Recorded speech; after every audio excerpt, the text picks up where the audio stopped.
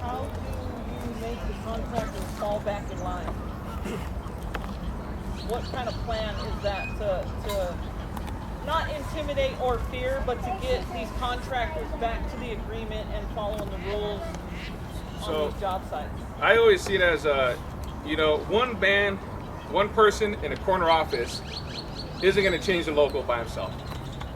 Not one, you could vote for me, and if I go in that corner office and I sit there and answer the phone all day long, and I hire the first 6 people here in my group, and we just sit in that office all day long, you're not going to change anything. What changes everybody is the 3,500 people we have in the field. That's what changes the tone of a contract, the tone of a job site, the tone of a meeting, right? That changes the tone. But what those 3,500 people need is they need to feel like someone has their back. They need to feel like if I call the hall, someone's going to be out there. Matter of fact, I don't need to call the hall. I just saw an agent out here yesterday. Oh, you did? Yeah. Well, call him back. I was in that hall for 6 years as an agent. I can honestly say I was on job sites, on average, probably 15 to 20 job sites a week. I would hit 3 job sites to 4 job sites a minimum every day. And the reason I did that is because on my first probably week in there, Sal Ventura, right? He was there forever, right? He was in office forever. So I get in Gerald had just hired me, and Sal's in charge of my new hire training type stuff, hey Pete, this get a suit, this and that, And so I go in there in the office with Sal, and hey Sal, how you doing? Sal and I, I knew him, but we were never really, So he sits down, he goes, hey Pete, before we get started here, I just want you to know, before you hear from anybody else, Gerald told me who he was hiring. I told him he was making a mistake. I was like, all right, Sal, don't worry about it, man, because I thought you made a mistake for the last 12 years.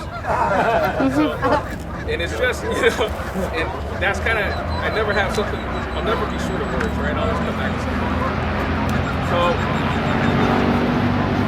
say, Yeah, get the mic. It's loud. What he told me was, though, when he came in, is that, I'll just speak up, I kind of hate this.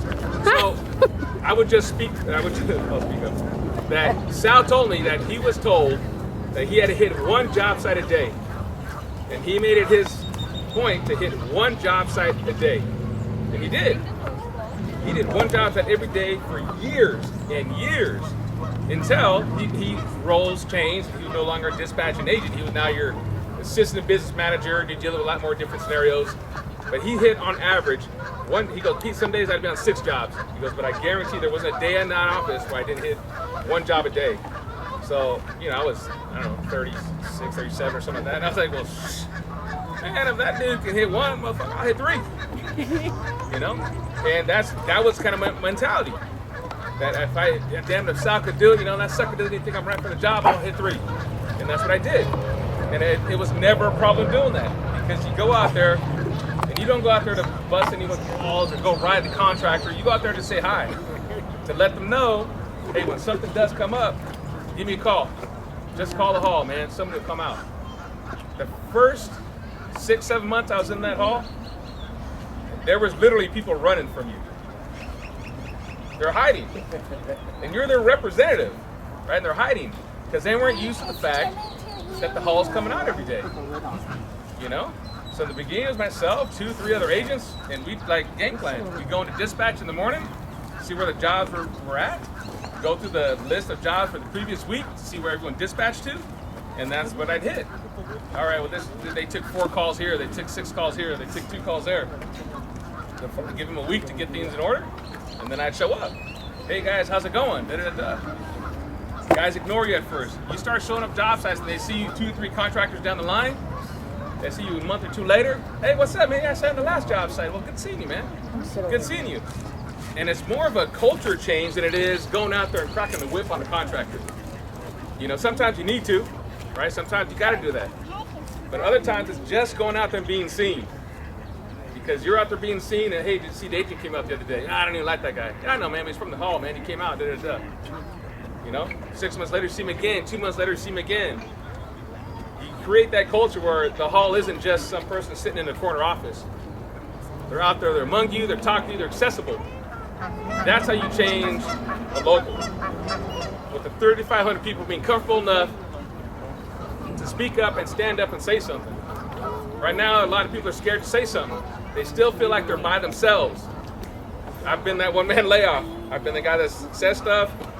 I've done it. You know, I've done it. My son. I have a 13-year-old right now. My son, right? This is like, matter of fact, we're gonna have Bradley. That job we're all on Bradley. Okay, this is during COVID time, and I was part of a one-man layoff from that Bradley job site. I thought I was doing just fine, doing good by the members, you know, but someone had a different opinion. Here you go, Pete, here's your check. So I signed the books, I get home, and I come at my son Isaac, he's coming on you open the garage door, my son Isaac comes out, and hey, you know, grab my boots and the lunch pail. And I grab my toolbox, and he goes, dude, did you get fired again? And I was like, hey, there's a difference, Isaac. I didn't get fired. He goes, well, I know what you call it, but you're not working there, right? And I was like, no, I'm not working there, son. You know? So it's happened before. I've been that guy, you know, and it happens to all of us. But unfortunately, someone's got to stand up. Someone on that job site has to say, ah, man, enough is enough. Let's do this. I've always been that guy. Right now, in my opinion, we need someone like that in that office. Someone in that building has to tell the contractor, nah, man, it ain't gonna happen. Tell you what, let's discuss those 6 a.m. starts next contract. There's a call for Monday morning with 6 a.m. start, right? Stanford. Can't even get there at 7 now. Stanford used to be 8 a.m. starts every day, and we owned 99% of the work out at Stanford. So there's never been a reason to concede a condition in the middle of a contract, in my personal opinion, right? And that's kind of the way it's always been. Now we seem to be in this thing where MOUs and, you know, making things work happen all the time. In my opinion, it happen too often. When it's hot in July, and we hit them up because our members are sweating their junk off out there, we don't go to them and say, hey man, it's hot as heck out here. Can I get $2 more? You know what I mean? So why we have to concede to everything they ask us as a hall is beyond me. It was never like that before. We had MOUs in the past. We had a prefab MOU for Apple during Gerald when I was in there. And on job sites that had more than whatever, so many 150,000 hours of prefab work, you had to show us the bids and show the paperwork that said, hey, prefab for this job site is 150, 200,000 man hours, da-da-da-da. All right, well, we'll let you use some CECWs at a rate of whatever it was. 1 to every 3 journeymen or whatever the condition was, you know? So yeah, there was MOUs before, but that work was already slated to go to Sacramento and 340 and be done by, you know, somebody outside of our local and then be shipped into 332 and do the work at Apple. So they talked about it, and that was what they came up with. All right, we'll keep all the work here, but we'll allow some CCWs to help with your cost. Residential was still in the hole. Instead of CCWs, which is just like solar and stuff like that, you can use them on this portion of the prefab. And then agents, I would be out there all the time. Redwood City loves me. In the prefab shop, hey, what's going on, guys? I knew them all. Hey, how you doing? Da, da, da. But you just keeping everybody honest. It's not like they're purposely trying to screw you over.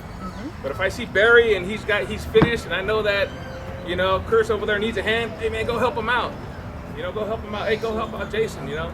See what Ron's doing, go help him out. Stay busy. And you do that enough, pretty soon you got 30 people that are not supposed to be working on that project over there. They didn't do it on purpose, but it just kind of shifts that way. Morphs in those situations. That's where visibility from the hall keeps everybody kind of in line, keeps everybody on their toes, you know. We just don't want to creep into a position where we're at now, like I feel, where now the contractors don't even bother asking the hall. They just, hey man, here's what we got. The past few years, just in dispatch alone, I don't know why we have to have 800 restrictions on a job call. You know, it's like, I understand some things we gotta have, you know, but I think just getting seen, making yourself accessible to membership as agents, as business managers, I think that's how you change the local. You don't gotta go out there and bust balls. You gotta go out there and show the membership that you support them.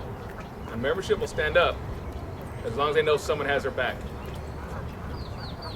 So.